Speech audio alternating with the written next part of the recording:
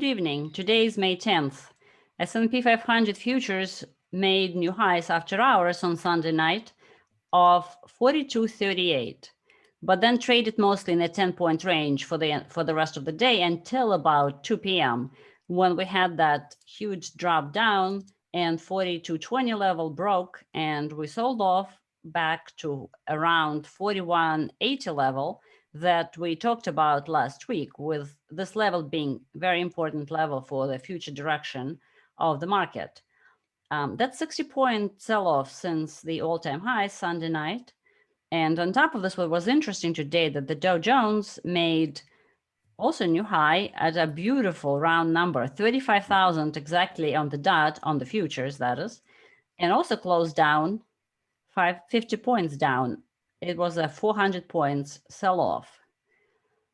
And looks like the sell-off is also not done yet because Dow Jones was particularly going parabolic compared to other indices for the last few days. So most likely it may sell off a little more here. It's been overbought for many days. And so now we will see. This one's the NASDAQ here. Right. Yeah, NASDAQ actually looks the worst of them all because it broke already through the level and was underperforming to begin with. As Dow Jones made the new high today, NASDAQ was already selling off way below the all-time highs and was down 400 points or almost 3%. It broke through the lows of last week and it's on the way to 13,000 number, in my opinion, as we discussed again last week. On the daily chart, 13,000 seems even more likely today. Andy, what do you make of today's market sell-off? It was, I expected it to some extent. I think that this level or above 4,200, it's been sort of bouncing around above that level and seeming to want to sell off. And I don't think we've seen a full. I've not started to see a recovery of some of the hot stocks that really been selling off since February. It's early February, and the market leadership has been entirely in these cyclical names, which is what was driving the Dow's behavior today. Then you look at something like a U.S. Steel, which this one is in the doldrums pretty much until earlier this year, all the way from 2018, all the way down to its bottom in last year in March. But it's made a huge recovery back to whatever 27 level, 28. It got up as high as actually 29 something a little bit earlier today. But a big sell-off there. Another one that I watch is Alcoa. Similar story there, where new high for the year, above 44, and then pulled right back to 41.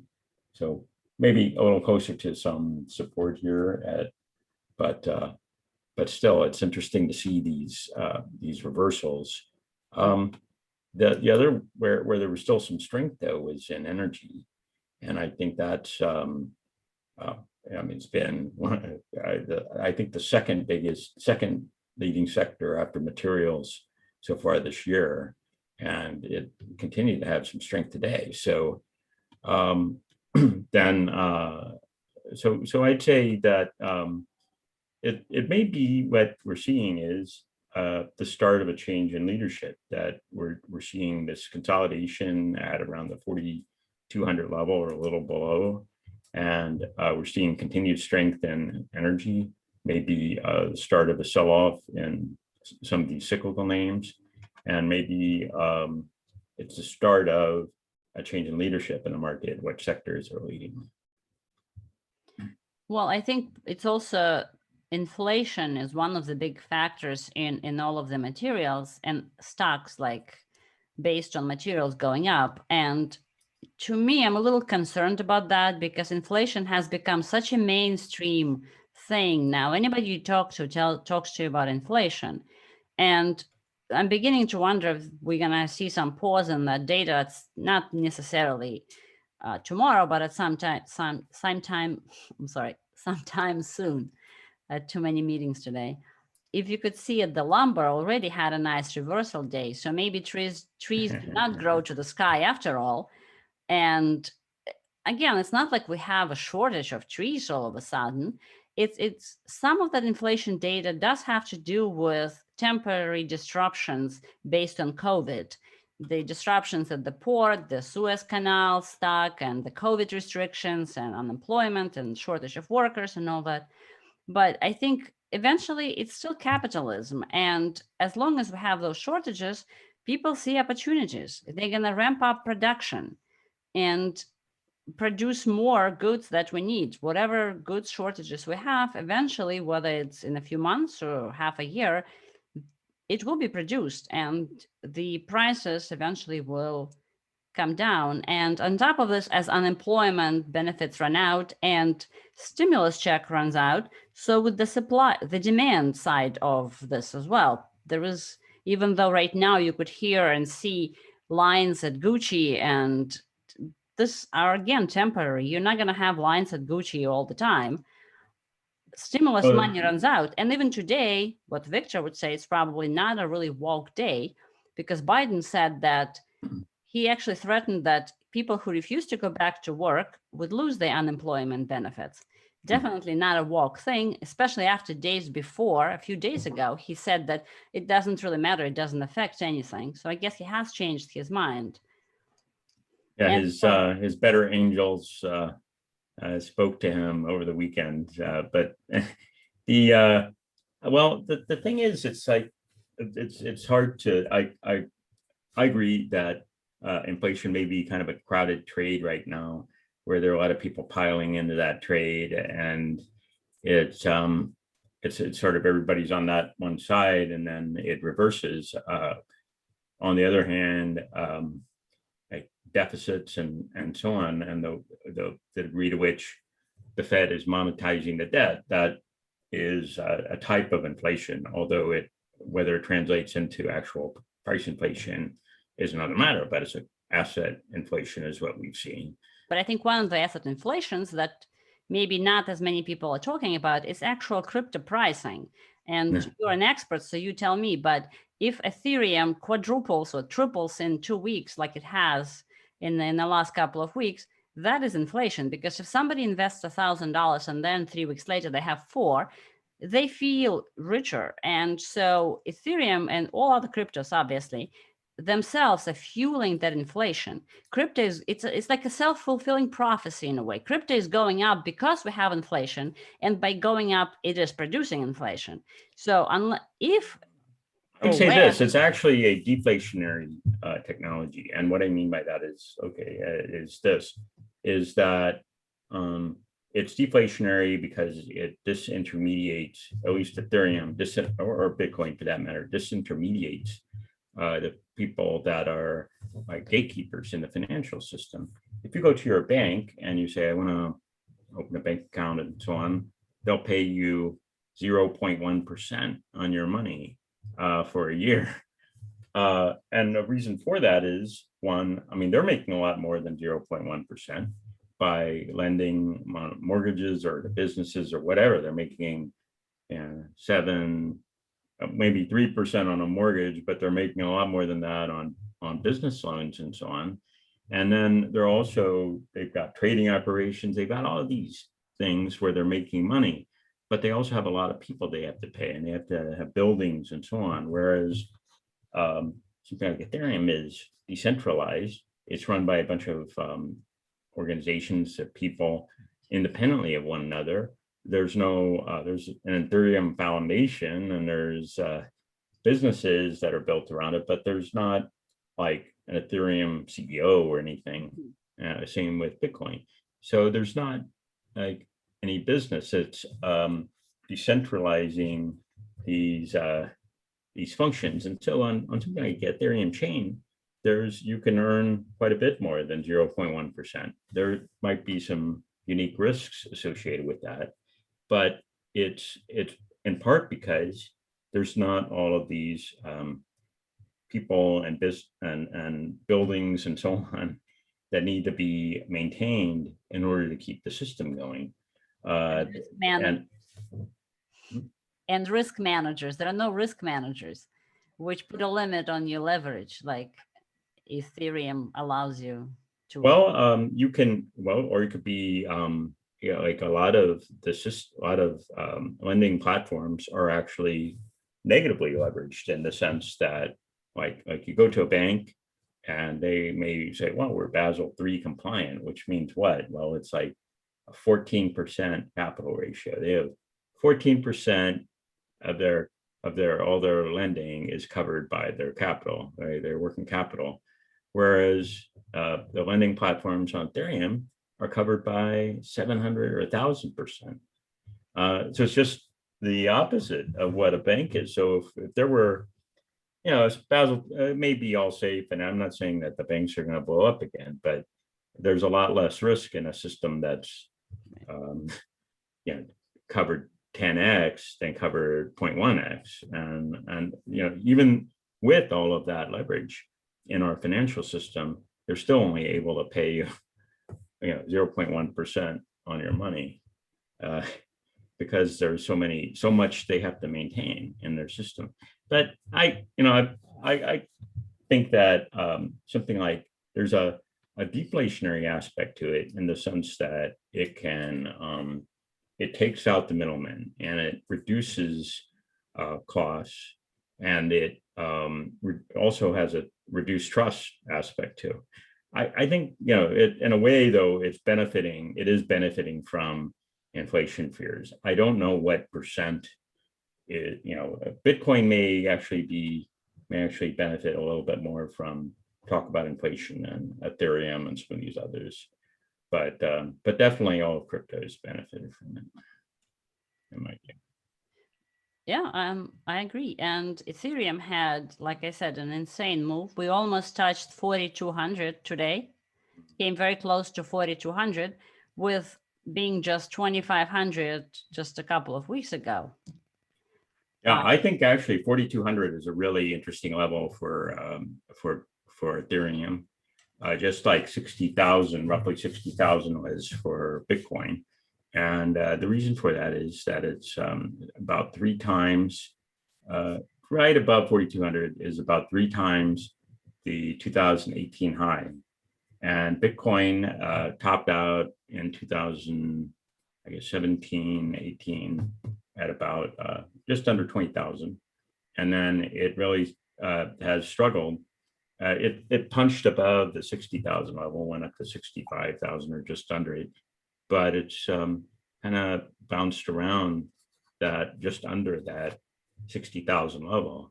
And so I think that 3 times that 2017-18 high is, it's kind of I think it's an interesting level to watch because of the there we go, because it's about 3 times that level. And so I think 4,200 might be a place where Ethereum pauses for a little while. It's also run a huge amount against Bitcoin. So it was as low as 0.03 on the Ethereum Bitcoin ratio back in just a little bit earlier, just a few months ago, really.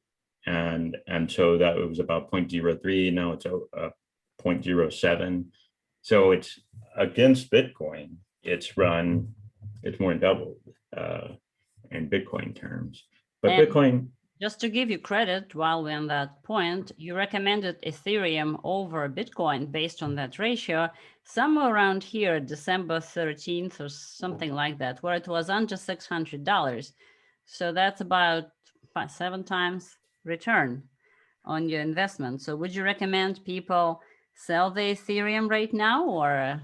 I would say it's I would say this. I think it's time for Bitcoin to rally a bit against Ethereum, and maybe Ethereum pull back on that ratio.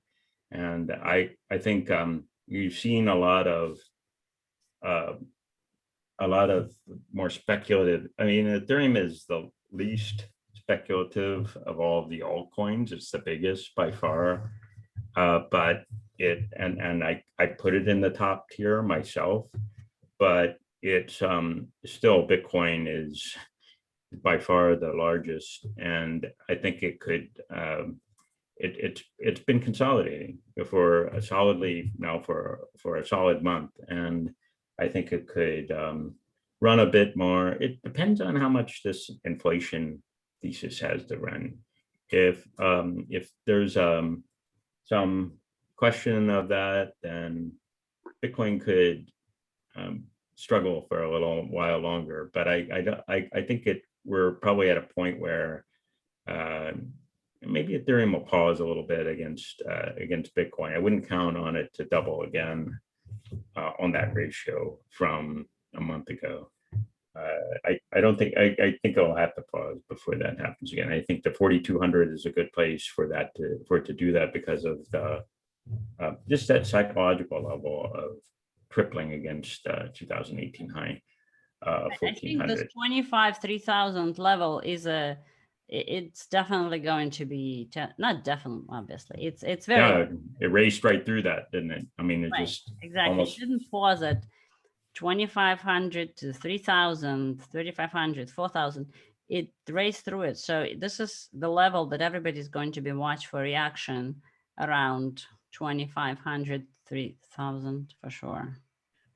Yeah, it took its time in this, just under 2,000. It really took its time to get punch above 2,000 and stay there.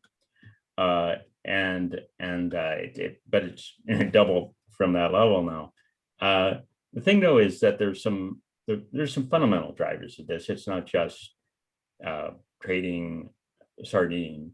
It's that there's some upgrades that are going to be coming in July, and also one in June and then one in July, and that the so-called optimism network is going to launch in June, and that will take some of the pressure off of the layer 1 Ethereum network to process transactions. That will make transactions a lot cheaper on that layer 2 when that launches. So that's coming. And as that approaches, there's more optimism. Now, it might be an issue of sell the news when it happens, but at least right now it's racing up in anticipation of that. But then also something called EIP, Ethereum Improvement Protocol 1559, which could actually result in there being a burn of Ethereum where it's deflationary currency, so to speak, where the supply is actually shrinking over time because it's burned as a part of the transaction processing.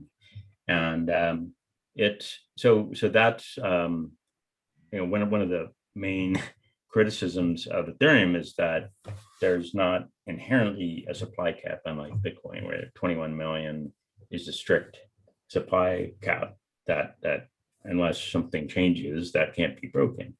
But there's not strictly a supply cap for Ethereum. On the other hand, it's not like Dogecoin where they just mine 1 billion a year or something. It's wow. The inflation rate of Ethereum is under it's like 3%, 4% right now. Who decides that? Who decides how much Ethereum there is? What? How do you price it? No, you said that Bitcoin is limited amount, right?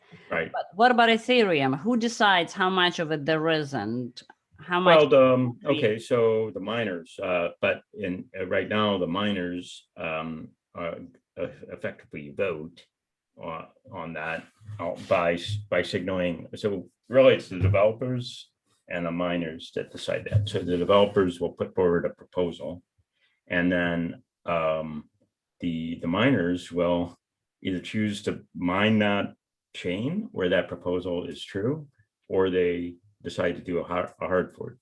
But there's a trick, so to speak, that to make the miners go along with the developer called difficulty bomb, which makes it harder and harder for them to not go along with it. And there for a little while, there was miners, because Ethereum within probably next year is going to convert to a proof of stake network, where there's not mining anymore, it's staking. And that already exists in what's called the beacon chain, but it's not the main chain right now. And so it's probably going to happen by, let's say, end of the year, Q1 of next year is the range of time that I've heard. But what that means is that in the future, it won't be miners started voting on this, it'll be stakers. So just ordinary holders of it that have decided to stake and get some income from that, some additional Ethereum from that staking. They'll also be able to vote on the proposals and decide whether they agree with them or not. But that's not the case right now. Right now, it's miners mining the main chain or some fork. And but what so you've got these different things out there that for a while they were weighing on Ethereum, and the narrative that became very common in crypto was, Ethereum just keeps proposing this stuff. They keep saying they're going to do this, and then they delay it another year or 6 months or whatever, and it's always being delayed and pushed off in the future.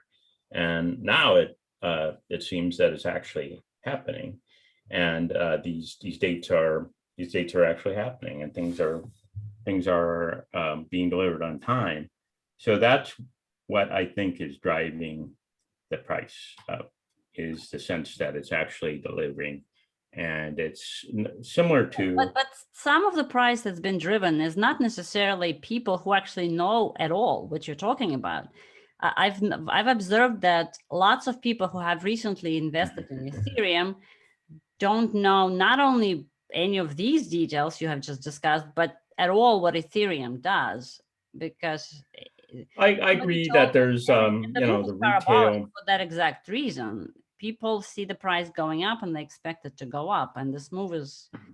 I'm a little, I guess my view is, I mean, how much do retail investors drive the stock market, or is it more institutions?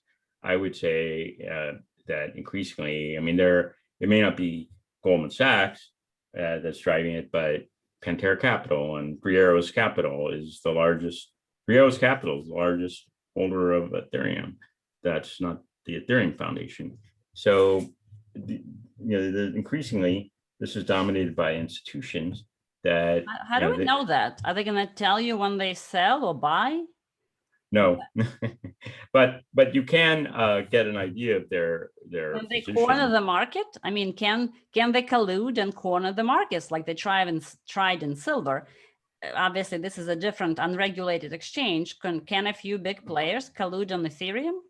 Well, how would you corner the market? Okay, so with silver, what like the Hunt brothers tried to do is they actually took delivery on a bunch of silver futures, right? And they kept doing it for like a couple of years, where but they actually ran into. And it wasn't that they were doing, that part was illegal. It was how they were, and that they then had some contracts that they had sold forward that they couldn't deliver on, and they were ran into problems, and their whole market cornering scheme collapsed at that point. But but there's not like a similar, most Ethereum is trading spot, and it's trading on exchanges spot. You may not truly own it if you have it on an exchange account, but you more or less own it outright if it's an exchange account or if it's in your wallet. So so there's not also what doesn't happen in what does happen on some of these platforms like Celsius or BlockFi that claim to pay you interest. What they will lend out whatever you have deposited there, whether it's Bitcoin or Ethereum, they'll lend it out to shorters and to but for the most part, like a Coinbase, if you have a Coinbase Pro account or Gemini account or Kraken, they're not lending they're not rehypothecating, as they say, your crypto.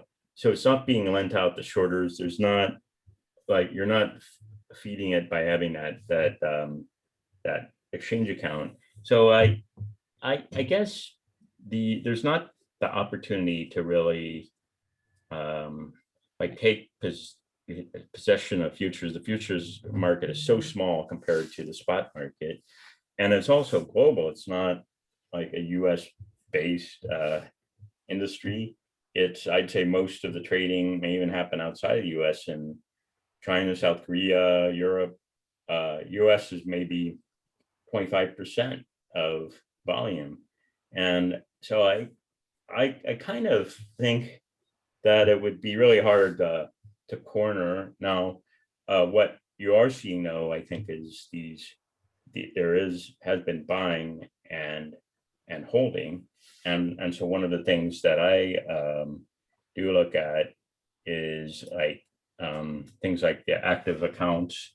And so I'm going to share my screen, and this is something that I like to look at is these, if I can get it, is these, this is a service called Glassnode that they collect data on what would be called on-chain data for, say, look at Bitcoin, for example.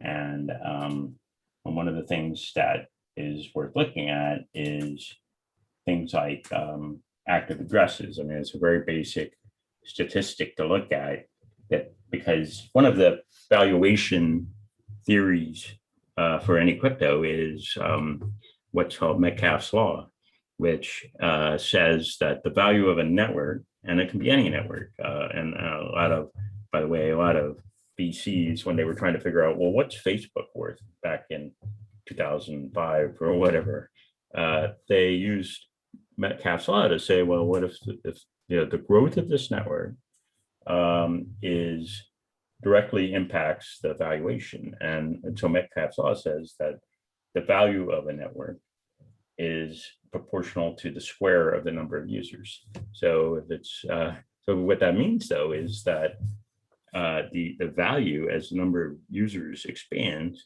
the value is going up parabolically in square quadratic relation. So it's very important to see this for any crypto, to see this number of active addresses. You want it going up. And so Bitcoin, part of what you're seeing recently is where it's consolidating is it ran up a lot and then it sort of paused here. And I think that it's not like a big precipitous drop, nothing to worry about, but it's also not, it's not going up. So that's maybe saying that the price has sort of followed that growth in active addresses. If you look at Ethereum, then it's continued going up. It had a pause here when Bitcoin was running up, but then it's continued to move up. So what this is saying is that, well, it's not just, okay, these are addresses. These aren't just like people buying it on an exchange. These are people that are buying it and then they're funding a wallet and they're actually using it for something. So this is a critical number because using it for something outside of just trading it, using it to buy something. Exactly. And so that's like, so for example, exactly right. So that's the key, is that if you look at, I mean, there's all sorts of Ethereum, at least, decentralized finance opportunities where you can say earn interest on your money. And so what I'm showing here is one called loanscan, where you can say on Ethereum, if I can get this up, it's for some reason running a little slow, but like you can use your dollar-based coins, USDC and DAI, BUSD, all of these are these are called stable coins. And so they're basically tied to the dollar. But what you see here is, like, for example, at a platform called Yearn, you can earn on your dollars. You can take a dollar or you can deposit money directly through Coinbase or I mentioned Dharma the last time, which is a wallet. You could deposit $1,000 and then into this Yearn vault and earn close to 20% on it. And you need Ethereum to do that. You need the Ethereum to pay for the transaction. So, so all these, you can, at this vault, you could deposit any of these and earn this type of interest. And then on down, you could, I mean, there's different ones, Curve, or, all these where someone could deposit this and earn this type of interest. You can even. What differentiates them? Why some are like almost 20% and some are 8%? Well, okay, so Yearn, so Curve is an exchange that lets you deposit capital into a liquidity pool. So you're basically a market maker, and it is an automated market maker, and that 14% is the revenue that you're making from that automated market making. Okay, so then what Yearn is, though, Yearn is like a hedge fund, a set of hedge funds that anybody can invest in.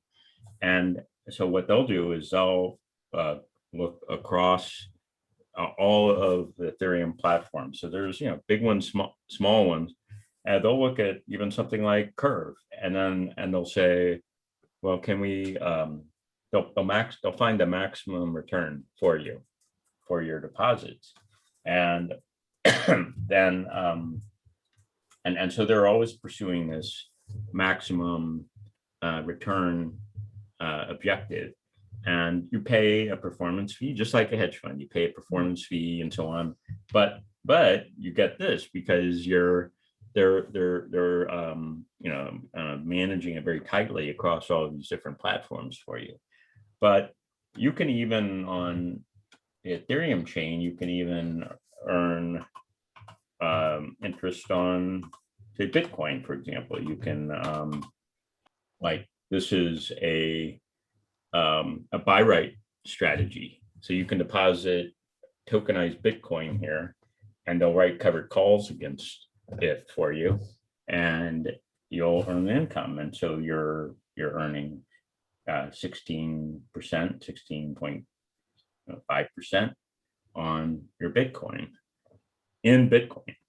So these types of things are what Ethereum enables. And it's not, in my view, opposed to Bitcoin. In this case, it's like complementary. It's just it's letting you use your Bitcoin and to earn more Bitcoin. So I think they can work. So amazing that I wonder if many hedge funds do that, because hedge funds could borrow at, say, 3% and then collect 16 or 19%. Exactly. Convert the US dollars into Bitcoins or Ethereum, and then use the leverage, and then even triple that 19%. Do hedge funds do that, or is that something that they're not allowed to? I don't. Well, increasingly, yes, but mostly no, but increasingly yes. So let me describe that. So part of the problem with using a platform like, say, Ribbon Finance, and another one that also does this for Bitcoin. I'm not going to go to it because it'll show my balance there, but is called Badger Finance, where it's a reference to like Honey Badger Don't Care, which is a famous meme on Bitcoin, right? That it keeps going up despite people downplaying it or whatever. But the problem is that you have to, most funds, they don't want to take custody of any of their assets. So it's not like a hedge fund when they buy 100,000 shares of a stock, that they're actually taking possession of the stock certificate and putting it in a vault in their office, right? They're holding it at a broker, and the broker is managing all the custody arrangements for that stock certificate. Okay, it's the same, but it's a problem. If I have an Ethereum wallet, I need the Ethereum wallet and not have someone else custody it for me. And so to use this platform, I have to be able to deposit it directly and so on. And so what's emerged, though, is a lot of custody services, like Coinbase has one, Gemini has one, other exchanges have them. And they will handle some of this for institutional investors, like a hedge fund or family office or whatever. But it's still, there's a lot of, most hedge funds are still a little bit more traditional, and they don't want to like mess with all that. So most hedge funds are involved in crypto at all. It's like they're buying Bitcoin or they're buying Ethereum or maybe Dogecoin or something on an exchange and just holding it there. They're not, and so what you see, why there's been a lot of interest in Ethereum is because it's some institutions, some of the ones that I named, like Three Arrows Capital or Binance, they've got their, all the exchanges have their own like investment arms. So all of them, but then I think a lot of more sophisticated investors are getting in on opportunities like this, where they're not worried so much about the custody arrangements like they would have to if they're an institution. But maybe some of the smarter hedge funds are getting involved in this, but I think the growth is, it's going to explode. And these returns as a result won't last until, it's not going to be 16% forever. This will drop over the next, let's say, year or two to 7%.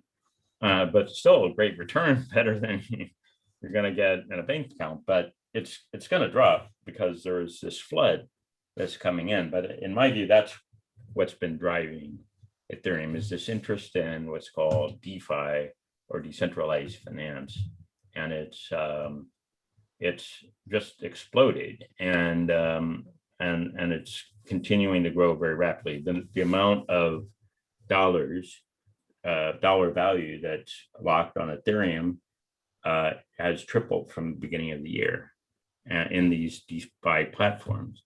And then there's a whole set of others that are, let's call them Ethereum imitators, like Binance Smart Chain and so on, that they've just, their value locked has gone up even more because they claim to be cheaper or something like that. So whatever the case, this has been the big driver of, I think, Ethereum price going up. Bitcoin may be driven more by the uniqueness of the asset, the store value, inflation hedge, these types of dynamics that have more to do, like more of a macro play, as Michael Saylor says. It's more of a macro play, whereas Ethereum is more of it's more of a play on the technology and the power of the technology to decentralize financial transactions and other types of transactions. Wow, fascinating. It's just like dark web of all of the black screen at 16% is very enticing. But I think, I do suggest for people that might be a little uncomfortable with it, something like this Dharma wallet, which you can get on the App Store, and it's totally legitimate. They kind of make it, rather than having to know the right website and so on, they have Yearn right in and on the app for you, and you can deposit right there. And I don't know, it might be a little bit more expensive to do it that way, but it does take away a lot of the uncertainty of how to do these transactions. Right. Well, we should also talk about Dogecoin. Mm-hmm. Sure. So let me go over there. SNL was a dud, I think, with Elon Musk being on it. The consensus wasn't that funny, but... And he said it was a hustle. He said he called it a hustle. Right. And I think that was there were a lot of people that were speculating that he mentioned it positively. And when he didn't, it sort of, I think it's topped out here and pulled way back to, under like 46 cents now.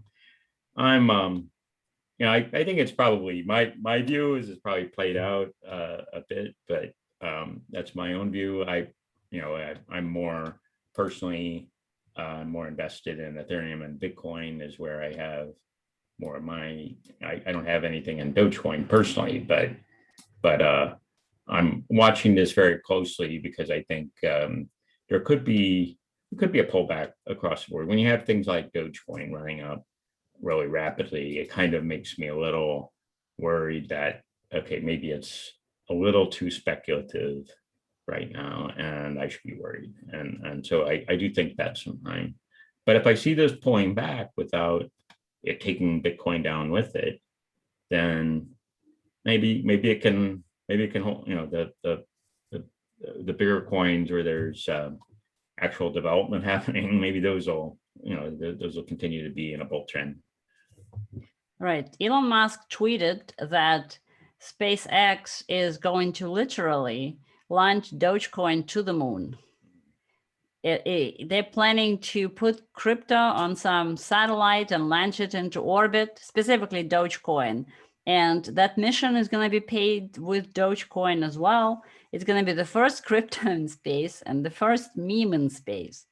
And the SpaceX vice president said that Doge 1, which is, I guess, that satellite they're launching, Doge 1 will demonstrate the application of cryptocurrency beyond Earth orbit and set the foundation for interplanetary commerce.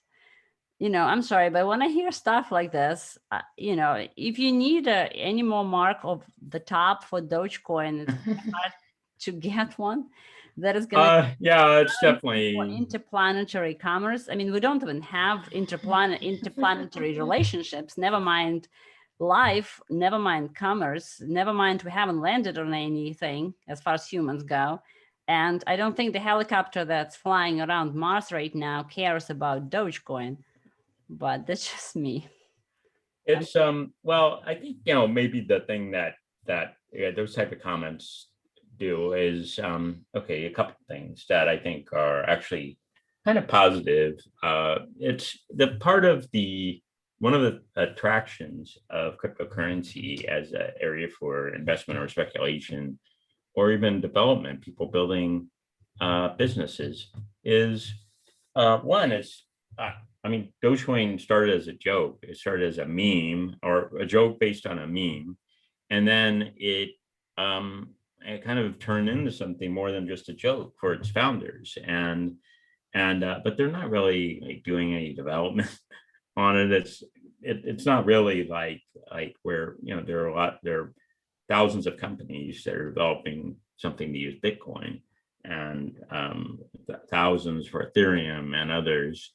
And there's not really any one, maybe other than Elon Musk's company, SpaceX, doing anything for Dogecoin. But on the other hand, it's like the element of fun, and that I think that brings in people that the younger people, but then also people that may be sort of on the sidelines, and the fact that there's something fun that they could maybe put $100 into and take a flyer with, and that it's not serious money for them, and they can play around with it and learn a little about it.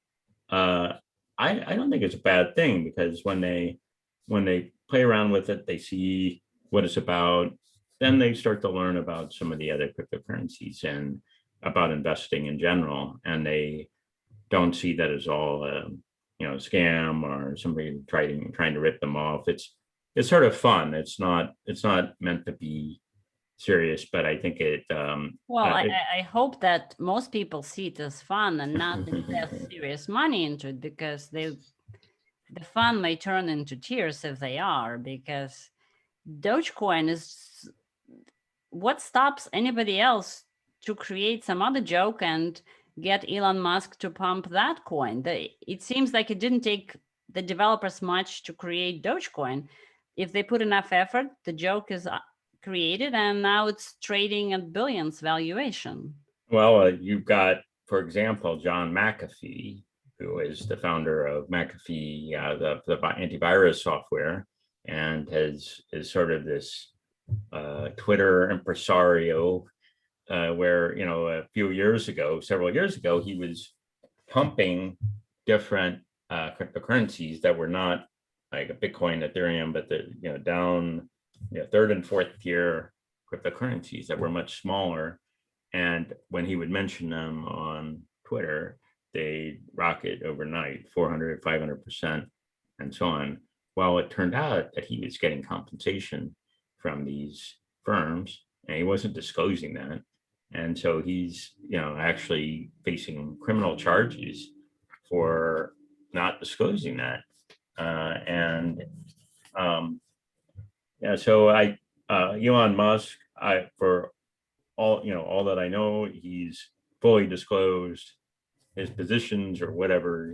He's not getting paid by anybody to do it. But if he is, then he'll get in trouble. But if he's not disclosing it, but if he's just I bought some Dogecoin, and he's treating it like a joke. I would suggest people not take that as a serious investment. But if it helps get their feet wet, I don't see how it doesn't harm anything.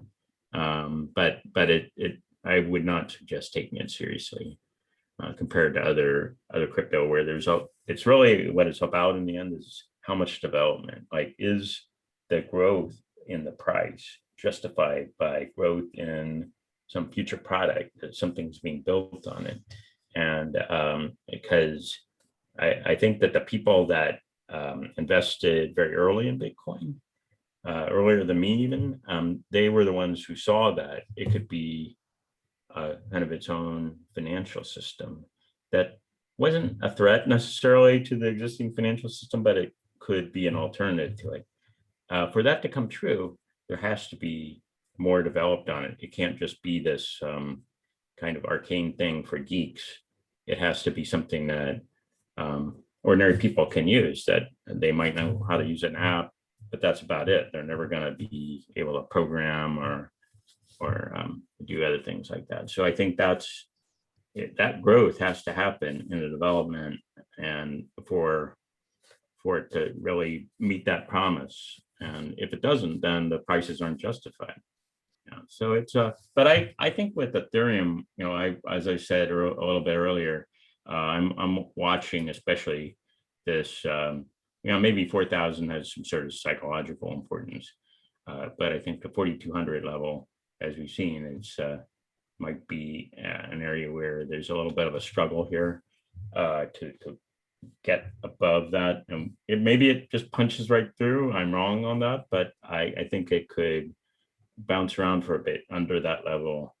But Bitcoin, I've been watching because although it topped out back here in mid-April, it's not had a big collapse. It's not fallen back toward its 200-day or anything like that.